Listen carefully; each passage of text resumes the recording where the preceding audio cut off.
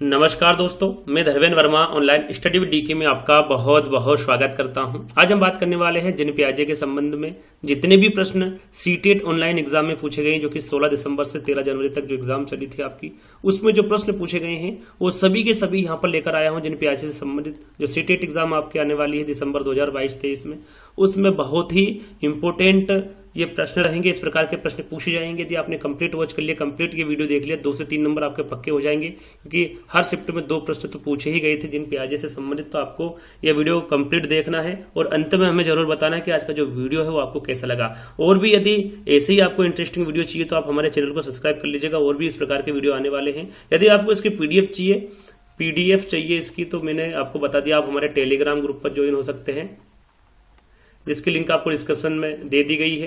वहां पर जाकर आप ज्वाइन हो जाइएगा। और भी हमने पीडीएफ अपलोड की है, वो भी आपके लिए अवेलेबल है वहां पर। तो टेलीग्राम पर जुड़ जाइएगा। और भी अपडेट जो होती है वहां पर हम सब आपको जानकारी दे देते हैं। तो आप आज यहाँ पर जिन प्याजे से संबंधित आपको प्रश्न मिलने वाले हैं, जो कि सीटेट ऑनलाइन एग्जाम में पूछे गए हैं। यहाँ पर उनका चित्र है, चित्र आप देख सकते हैं। और सबसे पहले आपको पता होना चाहिए कि जिन प्याजे ने कौन सा सिद्धांत दिया है। तो उन्होंने संज्ञानात्मक विकास का सिद्धांत दिया है। संज्ञानात्मक विकास का सिद्धांत। इन्हीं पर बेस्ड जो क्वेश्चन इन्हीं पर आधारित, यानी कि इसी सिद्धांत पर आधारित प्रश्न पूछे जाते हैं सीटेट एग्जाम में। ये कहाँ के रहने वाले थे, ये छोटी मोटी जो बातें हैं इनके कि कहाँ के रहने वाले हैं, इन्होंने किन पर प्रयोग किया, आजकल ये सीटेट एग्जाम में नहीं पूछे जा रहे हैं। यहाँ पर जो तथ्यात्मक प्रश्न होते हैं वो ज्यादातर पूछे जा रहे हैं। तो उन पर आपको विशेष करके ध्यान देना है। और उन्हीं प्रश्नों को यहाँ पर लिया गया है जो एग्जाम में पूछे गए हैं और आगे भी पूछे जा सकते हैं। तो चलिए तो शुरू करते हैं। आज का पहला प्रश्न है। शुरू करने से पहले आपको क्या करना है, वीडियो को लाइक करना है, शेयर करना है और चैनल को सब्सक्राइब कर लेना है। तो शुरुआत करते हैं। पहला प्रश्न है आपका, जिन प्याजे के अनुसार पूर्व सक्रियात्मक चरण में बच्चे निम्न में से क्या कर पाते हैं। सबसे पहले आपको क्या पता होना चाहिए कि जिन प्याजे ने संज्ञानात्मक विकास की कितनी अवस्थाएं बताई है। 4 अवस्थाएं बताई। कितनी? 4। पहली कौन सी, दूसरी कौन सी है, तीसरी कौन सी और चौथी कौन सी, इसके बारे में आपको जानकारी होना चाहिए। यहां पर लिख देता हूं। पहली अवस्था इन्होंने बताई है संवेदी पेशी अवस्था। संवेदी पेशी अवस्था ये कितने से कितने वर्ष तक की होती है? तो 0 से 2 वर्ष तक की अवस्था होती है संवेदी पेशी अवस्था। इस अवस्था को संवेदनात्मक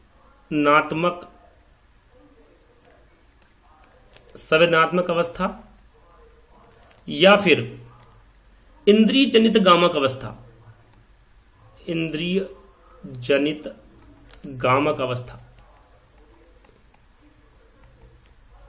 भी कहा जाता है। याद रखिएगा, संवेदी पेशी अवस्था को संवेगात्मक अवस्था या फिर इंद्रिय जनित गामक अवस्था कहा जाता है। ये पहली अवस्था है जिन प्याजे द्वारा बताई गई है।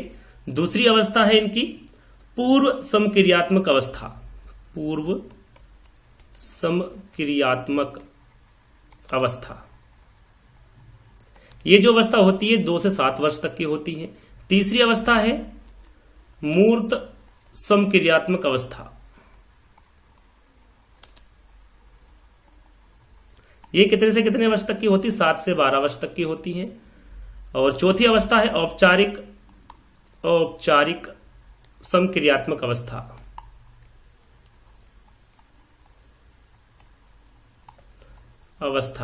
ये कितने से कितने वर्ष तक की होती है? 12 से आगे तक की जो अवस्था होती है ये औपचारिक सक्रियात्मक अवस्था इनके द्वारा बताई गई। तो पहली कौन सी, दूसरी, तीसरी और चौथी कौन सी है, इसके बारे में आपको पता होना चाहिए। इसे संवेगात्मक अवस्था और इंद्रिय जनित गामक अवस्था भी कहते हैं। इस अवस्था में बच्चा अपने ज्ञानेंद्रियों के माध्यम से सीखता है, इसलिए इसे इंद्रिय जनित गामक अवस्था के नाम से भी जाना जाता है। चलिए अब प्रश्न की ओर बढ़ते हैं। आपका पहला प्रश्न है, जिन प्याजे के अनुसार पूर्व समक्रियात्मक चरण, ये कौन सी अवस्था है? दूसरी अवस्था है, जो कि 2 से 7 वर्ष तक की होती है ना। इसमें बच्चे निम्न में से क्या कर पाते हैं? प्रतिलोमिक चिंतन कर पाते हैं, प्रतीकात्मक खेल कर पाते हैं, अनुक्रमिक वर्गीकरण कर पाते हैं या फिर संरक्षण कर पाते हैं। तो यहाँ पर जो पूर्व समक्रियात्मक चरण है, इसमें बच्चे जो होते हैं वो प्रतीकात्मक खेल कर पाते हैं। पूर्व सक्रियात्मक अवस्था किसे कहते हैं? सबसे पहले तो आपको पता होना चाहिए। तो इस अवस्था में जो बच्चा होता है वो सामने आने वाली जो चीजें होती है उसको देख पाएगा, समझ पाएगा, लेकिन उनको किसी भी प्रकार से क्रिया नहीं कर पाएगा। तो यहां पर जो लिखा हुआ है प्रतीकात्मक खेल, प्रतीकात्मक यानी कि प्रतीक, चिन्ह, सिंबल की यहां पर बात हो रही है। सिंबल का यूज करके, सिंबल का वो यूज करने में निपुण हो जाता है पूर्व सक्रियात्मक चरण में। जो सिंबल होते हैं जैसे कि चाबी हो गई, कोई खिलौना हो गया, यदि आपने किसी खिलौने की बात करी उसके सामने, या फिर किसी चाबी की बात करी, उसको दिखाया और वहां पर टांग दी, और यदि कल या परसों उसके चाबी का जिक्र किया उससे, तो वो वहां पर अपने हाथों से बता देगा कि चाबी वहां पर रखी है।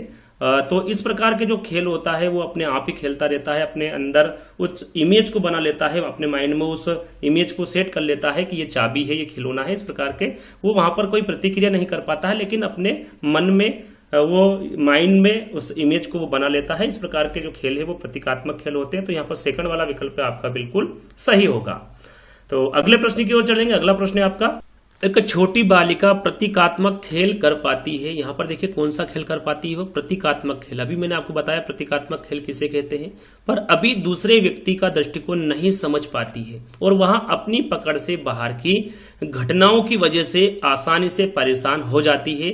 जिन पियाजे द्वारा सुझाए चरणों में से कौन सा चरण इस बालिका के वर्तमान स्तर को अंकित करता है, ये आपको बताना है। देखिए इतना बड़ा प्रश्न दे रखा है, लेकिन अब आपको ध्यान कहां पर देना है, प्रतीकात्मक खेल के ऊपर, क्योंकि यहाँ पर सिर्फ जो बालिका है वो प्रतीकात्मक खेल ही कर पाती है, ना वो अभी दूसरे व्यक्ति के दृष्टिकोण को समझ पा रही हो, ना ही अपनी पकड़ से बाहर की घटनाओं की वजह से वो आसानी से भी वहां पर परेशान हो जाती है। तो कौन सा वो क्या कर पाती है, सिर्फ प्रतीकात्मक खेल कर पाती है। और प्रतीकात्मक खेल क्या होता है मैंने अभी आपको बताया।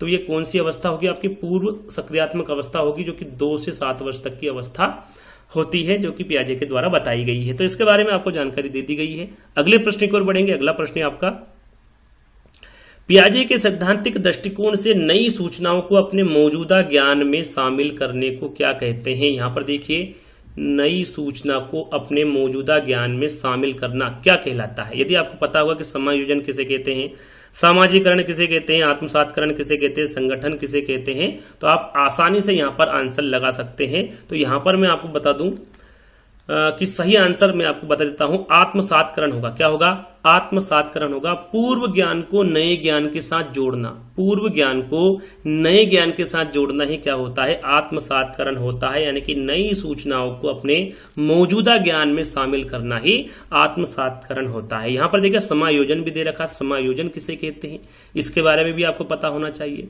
तो यहां पर जैसे कि मैंने आपको आत्मसातकरण बताया कि पूर्व ज्ञान को नए ज्ञान के साथ जोड़ना आत्मसातकरण कहलाता है, वैसे पूर्व ज्ञान में परिवर्तन करना, पूर्व ज्ञान में परिवर्तन करना और वातावरण के साथ तालमेल बिठाना, उसे क्या कहेंगे आप, समायोजन कहेंगे। क्या कहेंगे उसे आप, समायोजन कहेंगे। यहां पर समाजीकरण के बारे में आपको पता होगा। यहां पर एक शब्द और है, संगठन।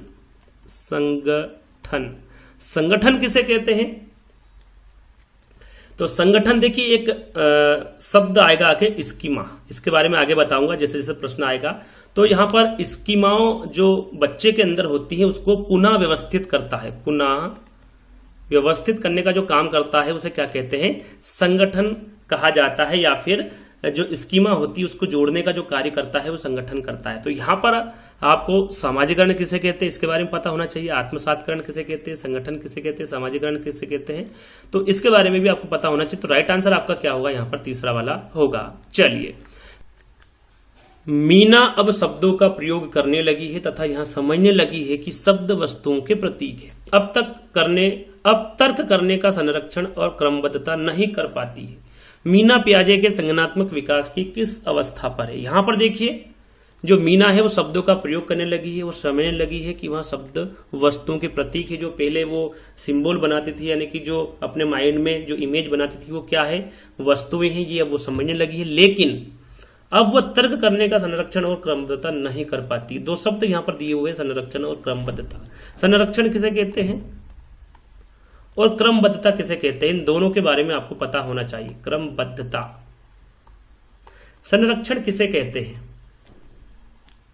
ये यदि आपको पता होगा तो आप आसानी से इसका आंसर पता कर सकते हैं। अगर किसी वस्तु के साइज या शेप में चेंज कर दे तो उसकी जो क्वांटिटी है उस पर कोई प्रभाव नहीं पड़ता है, लेकिन जो बच्चा है वो इसको नहीं समझ पाता है। जैसे कि उदाहरण के तौर पर 2 गिलास, एक चौड़ा गिलास एक पतला गिलास है, दोनों में क्वांटिटी सेम आती है, लेकिन बच्चा यहां पर उसमें भी पता नहीं कर पाता है कि ये सेम गिलास है, ये इसमें जो क्वांटिटी हम डालेंगे सेम आएगी, ये उस पर प्रभाव नहीं होता है उसका, यानी कि वो ये समझ नहीं पाता है। तो इस प्रकार के जो बच्चे होते हैं वो कौन सी अवस्था में होते हैं। एक और यहाँ पर क्रमबद्धता है, इसके बारे में भी समझ लीजिए। क्रमबद्धता किसे कहते हैं?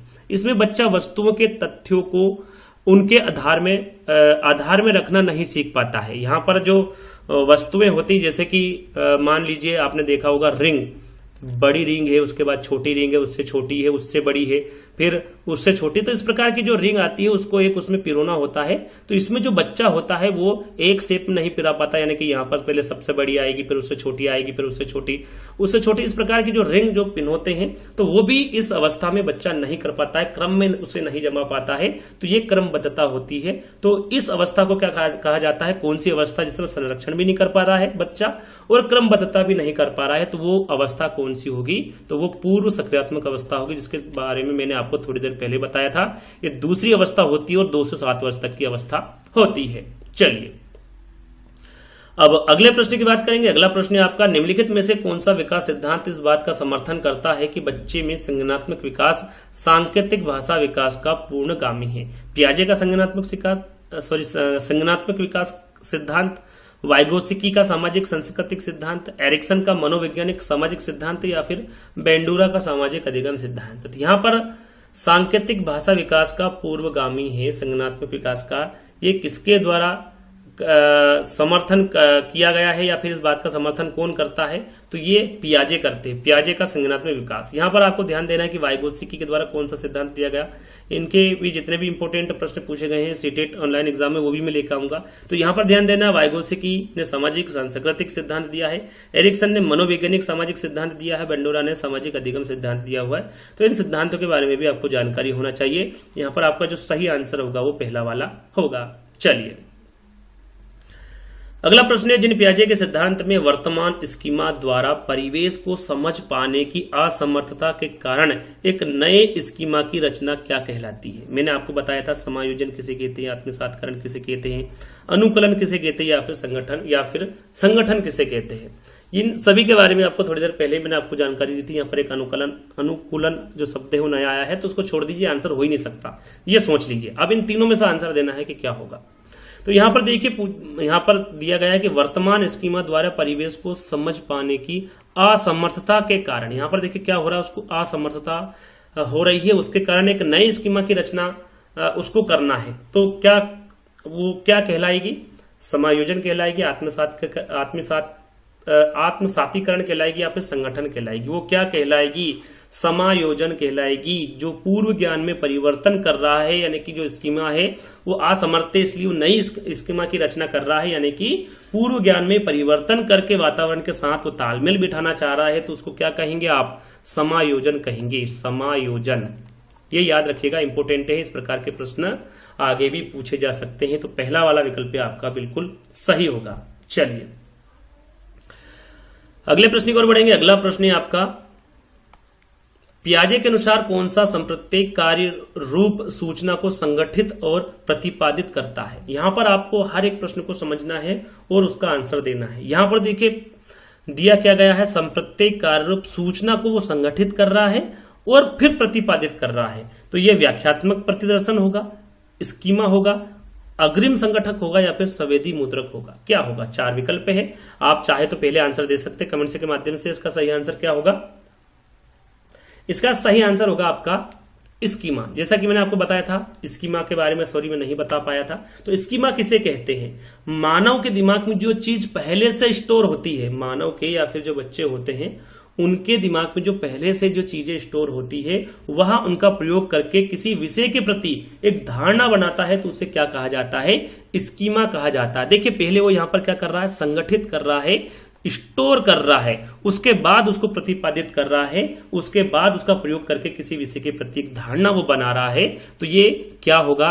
स्कीमा होगा। सेकंड वाला विकल्प आपका बिल्कुल सही होगा। चलिए 9 वर्षीय लीला ने बटनों के संग्रह को उनके माप के अनुसार वर्गीकृत किया। फिर उसने सभी समूह के बटनों को एकत्रित किया। फिर उसने उनके छेदों के आधार पर दोबारा वितरित किया। जिन पियाजे के संज्ञानात्मक विकास के सिद्धांत के अनुसार आपको लीला विकास के चरण को बताना है कौन सा है। यदि आपको पता होगा कि पहला चरण, दूसरा चरण, तीसरा चरण और चौथे चरण की जो अवधि है वो कितनी होती है, तो आप आसानी से उसका आंसर लगा सकते हैं। जैसे कि पहले की है 0 से 2 वर्ष, दूसरे की है 2 से 7 वर्ष, तीसरे की है 7 से 12 वर्ष और चौथे की 12 से जो अधिक की अवधि होती है वो आपका चौथा चरण है, यानी चौथी अवस्था है। यदि आपको ये पता है तो आप आसानी से लगा सकते हैं कि जो तीसरी वाली अवस्था है इसमें 7 से 12 यानी 7 से 12 के बीच में 9 वर्ष आ रहा है, न कि वो अवस्था कौन सी होगी, तीसरी अवस्था होगी। और तीसरी अवस्था कौन सी होती है, मूर्त समक्रियात्मक अवस्था होती है। इस हिसाब से भी आप आंसर लगा सकते हैं। फिर भी एक बार पढ़ लेते हैं प्रश्न को।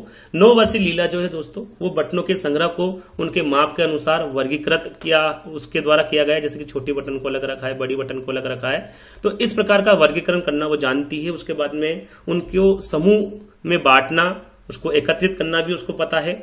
बटनों को एकत्रित किया गया है, फिर उनके छेदों के आधार पर उनको दोबारा वितरित भी किया है। तो जिन पियाजे के संज्ञानात्मक विकास के सिद्धांत के अनुसार लीला विकास के चरण यानी कि अवस्था के बारे में आपको बताना है। जैसा कि मैंने आपको बताया वो कौन सा चरण होगा, कौन सी अवस्था होगा, मूर्त सक्रियात्मक अवस्था, मूर्त सक्रियात्मक चरण होगा। ये जो चरण है ये कौन सा चरण है, इनका तीसरा चरण है, जो कि 7 से 12 वर्ष तक का होता है। मूर्त सक्रियात्मक चरण किसे कहते हैं, इसके बारे में आपको पता होना चाहिए। इस अवस्था में जो बच्चा है दोस्तों, वो सामने रखी हुई चीजों को देखकर ही कुछ कर सकता है या फिर उन पर चिंतन करना शुरू करता है। मूर्त, यहाँ पर एक शब्द आया, मूर्त किसे कहते हैं, जिनको हम छू सकते हैं, देख सकते हैं, उसे मूर्त कहा जाता है। जो मूर्त वस्तु होती है वो उनको ही कहा जाता है। ध्यान दीजिएगा, मूर्त सक्रियात्मक अवस्था में जो बच्चे के सामने रखा है या फिर जिसको वो छू सकता है उसी का वो चिंतन कर सकता है, ये आपको ध्यान में रखना है। इतनी सी बात में आपका मूर्त सकारात्मक चिंतन पूरा हो जाता है। साथ में आपको पहला, दूसरा, तीसरा, चौथा अवस्था, साथ में उनकी अवधि को भी याद कर लेना है।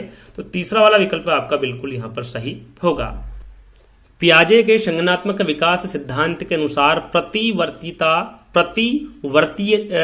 किसी क्रिया को उल्टे क्रम में कर पाना किस चरण की बुनियादी उपलब्धि। यहां पर देखिए उल्टा क्रम दे रखा है, इसे क्या कहते हैं, अपलटावी कहते हैं। क्या कहते हैं इसे, अपलटावी कहते हैं। इसमें क्या होता है, इसमें बच्चा वस्तुओं, संख्याओं या फिर कोई समस्या हो उसमें उलटना पलटना नहीं सीख पाता है, उसको उसकी समझ नहीं होती है। लेकिन यहां पर क्या हो रहा है, वो कर पा रहा है। सबसे पहले हम जानते हैं कि यदि इस प्रकार का प्रश्न आ जाता है कि जो अपलटावी बालक होते हैं वो किस श्रेणी में रखा जाता है या फिर कौन सा चरण होता है, तो वो पूर्व सक्रियात्मक चरण होता है। उदाहरण के तौर पर यदि किसी बच्चे को दे दिया कि 2 × 2 कितना होता है, तो उसको पता होता है कि 4 होता है।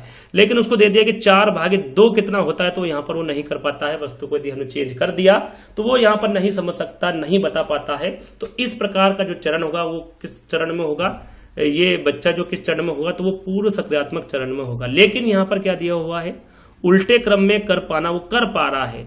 तो ये किस चरण की बुनियादी उपलब्धि होगी, तो ये मूर्त सक्रियात्मक चरण की उपलब्धि होगी। और मूर्त सक्रियात्मक चरण के बारे में थोड़ी देर पहले ही मैंने आपको बताया है।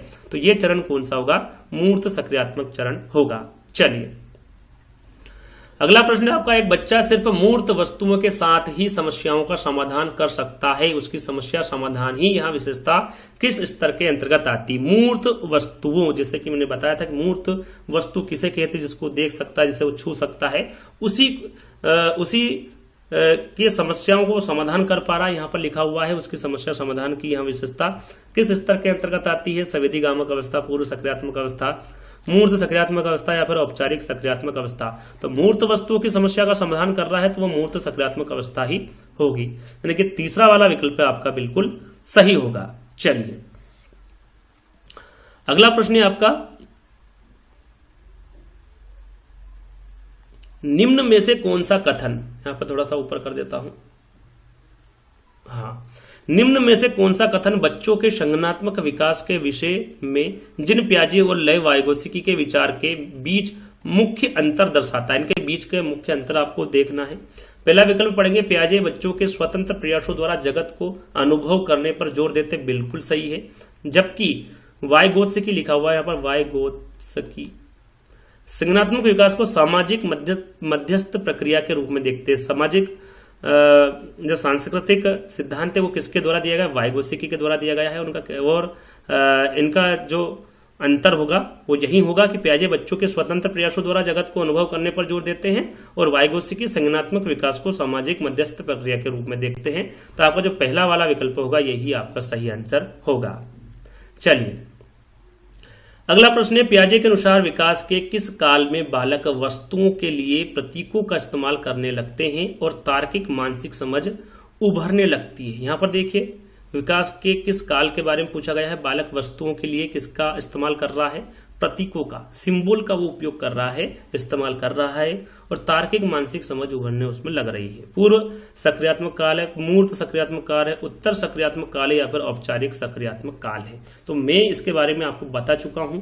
राइट आंसर यहां पर क्या होगा आपका, पूर्व सक्रियात्मक काल। क्यों होगा, क्योंकि यहां पर क्या कहा जा रहा है, तार्किक मानसिक समझ उभरने उसमें लगी है, इसलिए जो बालक वस्तुओं के लिए प्रतीकों का इस्तेमाल कर रहा है साथ में तार्किक मानसिक समझ भी उसमें उभरने लगी है, तो वो पूर्व सक्रियात्मक काल की ओर बढ़ रहा है। तो यहां तक पर आपका जो सही आंसर होगा वो पहला वाला होगा। चलिए अगला प्रश्न है आपका, संज्ञानात्मक विकास के किस चरण में बच्चे एक दूसरे के साथ खेल संबंधी विचार साझा करते हैं और इस समझ की संकेत वस्तुओं को दर्शाते हैं, सुदृढ़ करते हैं लेकिन संरक्षण करने में असक्षम होते हैं। यहाँ पर देखिए फिर संरक्षण आ गया, और मैंने क्या बताया था, संरक्षण किसे कहते हैं, अगर किसी वस्तु के साइज या शेप में चेंज कर दे तो उसकी क्वांटिटी पर कोई प्रभाव नहीं पड़ता है, लेकिन बच्चे को इसकी समझ नहीं हो पाती है, इसे क्या कहते हैं, संरक्षण कहते हैं। और ये किस अवस्था में होता है जिसमें संरक्षण की समझ नहीं होती, इसके बारे में आपको बता दिया हूं, थोड़ी देर पहले ही बताया था। संवेदी पेशी अवस्था है, औपचारिक सक्रियात्मक अवस्था है, पूर्व सक्रियात्मक अवस्था या फिर मूर्त सक्रियात्मक अवस्था है, तो वो है आपका पूर्व सक्रियात्मक अवस्था। इस अवस्था में जो बच्चा है वो ये पता नहीं कर पाता है, जैसे कि मैंने आपको गिलास का उदाहरण दिया था, एक लंबा गिलास है, ये वाला लंबा गिलास है और ये चौड़ा गिलास है, इसमें वो अंतर नहीं कर पाता है, क्वांटिटी सेम इसमें आती है लेकिन वो ये अंतर नहीं कर पाता है कि दोनों ही सेम है। तो ये कौन सी, इसको ये अभाव रहता है इस चीज का, तो ये कौन सी अवस्था में होता है, पूर्व सक्रियात्मक अवस्था में होता है। चलिए, पियाजे के सिद्धांत पर आधारित एक रचनावादी कक्षा में बच्चे किस तरह से सीखते हैं, बड़ों का अनुसरण करके सीखते हैं, यहाँ पर क्या लिखा हुआ है, बड़ों द्वारा दी गई व्याख्याओं से सीखते हैं, पुरस्कार के लिए प्रयास से सीखते हैं या फिर स्वतः स्फूर्त गतिविधियों से सीखते हैं। पियाजे के सिद्धांत पर आधारित पूछा गया है कि एक रचनावादी कक्षा में बच्चे किस तरह से सीखते हैं, तो यह स्वतः स्फूर्त गतिविधियों से सीखते हैं। बाकी यहाँ पर देखिए बड़ों का अनुसरण करके सीखते हैं, बड़ों द्वारा दी गई व्याख्याओं से सीखते हैं और पुरस्कार के लिए प्रयास से सीखते हैं। तो ये किस सिद्धांतों पर आधारित है, तो याद रखिएगा यदि बड़ों पूछा जाए कि बड़ों का अनुसरण करके सीखते हैं, ये किस सिद्धांत पर आधारित है, किसके सिद्धांत पर आधारित है, तो ये बंडूरा के सिद्धांत पर आधारित है। बड़ों द्वारा दी गई व्याख्याओं से सीखते हैं, ये किस सिद्धांत पर, किसके सिद्धांत पर आधारित है, तो ये वाइगोत्स्की के सिद्धांत पर आधारित है। पुरस्कार के लिए प्रयास से सीखता है, ये किस सिद्धांत पर आधारित है, किसके सिद्धांत पर आधारित है, तो ये स्किनर। तो यहां पर आपको इनके बारे में भी जानकारी होना चाहिए। ये बंडूरा सिद्धांत पर आधारित है, बड़ों का अनुसरण करके सीखना, नकल करके सीखना, और वाइगोत्स्की के सिद्धांत पर आधारित बड़ों द्वारा दी गई व्याख्याओं से सीखता है, और स्किनर के सिद्धांत पर आधारित पुरस्कार के लिए प्रयास से सीखता है, और पियाजे के सिद्धांत पर आधारित स्वतः स्फूर्त गतिविधियों से सीखता है बच्चा। तो इन चारों के बारे में आपको जानकारी होना चाहिए। चलिए अगला प्रश्न है, रिक्त स्थान अवस्था में बच्चे लांछनिक कार्य करना प्रारंभ कर देते हैं और उनके भाषा कौशल तेजी से विकसित होता है। देखिए भाषा कौशल यहाँ पर लिखा हो, भाषा कौशल कौन सी अवस्था में तेजी से विकसित होता है, अमूर्त सक्रियात्मक में, मूर्त सक्रियात्मक में, पूर्व समक्रियात्मक में या फिर संवेदी गामक पेशी अवस्था में। किसमें, यहाँ पर पूछा गया है कि किसमें लांछनिक कार्य प्रारंभ कर देता है बच्चा और उसकी भाषा कौशल तेजी से विकसित हो जाती है। तो यहाँ पर आपका सही आंसर क्या होगा, यहाँ पर आपका सही आंसर होगा पूर्व समक्रियात्मक अवस्था। इसमें भाषा कौशल वो तेजी से विकसित कर देता है, साथ ही लांछनिक कार्य करना भी प्रारंभ कर देता है। तो तीसरा वाला विकल्प आपका सही होगा। जिन पियाजे ने संज्ञानात्मक विकास के सिद्धांत के अनुसार मूर्त सक्रियात्मक चरण में बालक निम्न में से क्या कर पाने के योग्य होता है। यहाँ पर देखिए मूर्त सक्रियात्मक चरण के बारे में पूछा गया है, प्रतिवर्तन, परिकल्पना आधारित निगमनात्मक तार्किक चिंतन। यहाँ पर देखिए निगमनात्मक लिखा हुआ है, आपने निगमन और आगमन के बारे में सुना होगा। निगमन में नियम से उदाहरण की ओर चला जाता है, उदाहरण की ओर चला जाता है, और आगमन में उदाहरण से नियम की ओर चला जाता है। तो यहाँ पर जो मूर्त सक्रियात्मक चरण है उसमें जो बच्चा होता है वो उदाहरण से नियम की ओर चलेगा, और जो आपकी औपचारिक सक्रियात्मक अवस्था है या फिर जो अमूर्त सक्रियात्मक अवस्था है उसमें बच्चा निगमन यानी कि नियम से उदाहरण की ओर चलेगा। तो आपका दूसरा वाला विकल्प गलत होगा। अमूर्त चिंतन ये भी उसी का रूप है, प्रतिज्ञाप्ति चिंतन भी यहाँ पर गलत आंसर होगा। आपका सही आंसर क्या होगा? प्रतिवर्तन यानी कि परिवर्तन। अब प्रतिवर्तन थोड़ी देर पहले मैंने आपको बताया था कि जो बच्चा संख्याओं और वस्तुओं को पहचानने लग जाता है, सीख जाता है, इन संख्याओं को उलट पुलट कर सकता है या कह सकते हैं कि उनकी मूल स्थिति में वो वापस ला सकता है। तो इस प्रकार का जो बच्चा है वो मूर्त सक्रियात्मक चरण में रहेगा यानी कि प्रतिवर्तन रहेगा। पहला वाला विकल्प आपका सही होगा, प्रतिवर्तन कर पाने के योग्य वहां जो बच्चा होता है वो होता है। अगला प्रश्न है, पियाजे द्वारा अधिगम को सुगम बनाने के लिए निम्नलिखित में से कौन से कारक महत्वपूर्ण माने जाते हैं? शिक्षक की गतिशीलता, विविध सामग्री का प्रावधान, मध्य स्तरीय नवीन अनुभव प्रदान करना या फिर सकारात्मक और नकारात्मक पुनर्बलन सुनिश्चित करना। कूट में आपको आंसर देना है। चौथा विकल्प आप पढ़ेंगे तो सकारात्मक पुनर्बलन और नकारात्मक पुनर्बलन ये किसके द्वारा दिया गया है? स्किनर के द्वारा दिया गया है। किसके द्वारा? स्किनर के द्वारा दिया गया। और यहाँ पर पियाजे की बात हो रही है। पियाजे ने जो महत्वपूर्ण कारक दिए हैं अधिगम को सुगम बनाने के लिए, वो शिक्षक की गतिशीलता, विविध सामग्री का प्रावधान और मध्य स्तरीय नवीन अनुभव प्रदान करना, ये जो कारक है महत्वपूर्ण माने जाते हैं अधिगम को सुगम बनाने के लिए पियाजे द्वारा। तो यहाँ पर आपका जो सही आंसर होगा वो सेकंड वाला होगा। चलिए, किस स्तर पर बच्चों में अपने आसपास की दुनिया के बारे में एक जीववादी दृष्टिकोण होता है और ये मानते हैं कि पेड़ पौधे और चलते हुए बादलों और लुढ़कते पत्थरों की मनसाए और इरादे हो सकते हैं? ये कौन सी अवस्था होती है? तो यहां पर देखिए जीववादी दृष्टिकोण लिखा हुआ है। जीववादी किसे कहते हैं? जीववादी में जो बच्चे होते हैं वो निर्जीव और जो सजीव चीजें होती हैं उसमें अंतर नहीं कर पाते, उसे जीववादी कहते हैं। जैसे कि यहाँ पर आप देख सकते हैं पेड़ पौधे और चलते हुए बादलों की बात की जा रही है, लुढ़कते पत्थरों की बात की जा रही है। उसका कहना है कि इनकी मनसाएं और इरादे होते हैं। जैसे कि कोई बच्चा है वो गिर जाता है और जब गिर जाता है तो वो रोने लगता है तो उसकी माँ आती है। जैसे कि किसी पत्थर से लग गया तो पत्थर से उसकी माँ मार देती है कि इस पत्थर ने मेरे बच्चे को मारा क्या, उसको 2-3 देती है। तो बच्चे को ऐसा लगता है कि पत्थर को मेरी मम्मी ने मार दिया है, ये जीवित है निर्जीव है, उसके बारे में उसको कुछ भी पता नहीं होता है। तो इस प्रकार के जो बच्चे होते हैं वो कौन सी अवस्था में होते हैं इसके बारे में आपको बताना है। तो वो कौन सी अवस्था में होंगे? पूर्व सक्रियात्मक अवस्था में होंगे। याद रखिएगा, इसमें जीववादी का अभाव रहता है पूर्व सक्रियात्मक अवस्था में। तो सेकंड वाला विकल्प आपका बिल्कुल सही होगा। चलिए, अफसा आलू की एक चिप्स को दिखाते हुए कहती है कि तितली। जिन पियाजे के अनुसार इस प्रकार के प्रतीकात्मक विचार किस अवस्था की विशेषता, यहाँ पर देखिए प्रतीकात्मक विचार लिखा हुआ है। यहाँ पर चिप्स को दिखाते हुए क्या कहती कि तितली है। उसके माइंड में क्या सेट कर रखा है? उसके माइंड में इमेज किसकी बना रखी है? आलू के चिप्स की, कि ये क्या है? तितली है।